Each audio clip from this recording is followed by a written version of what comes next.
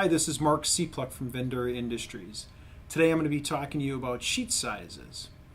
Because Vendura is a manufacturer of solid surface, because we design our own solid surface, we actually mix it, we cast it, we pour it, we actually control the ultimate sheet size.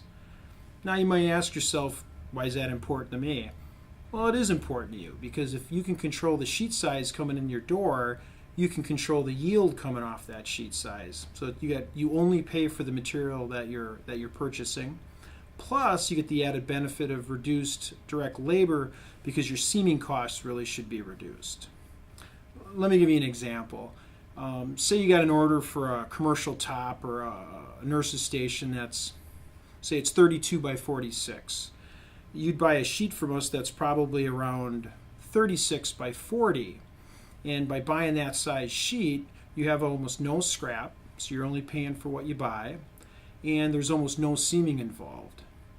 You take that simple example and you extrapolate that over a medium-sized job or a large job, and all of a sudden your material savings really become relevant. Plus, you save up a lot of direct labor, not just the direct costs, but having those people available to do something else. So there's real hard savings involved. We can do anything from 44 inches by 144 or smaller.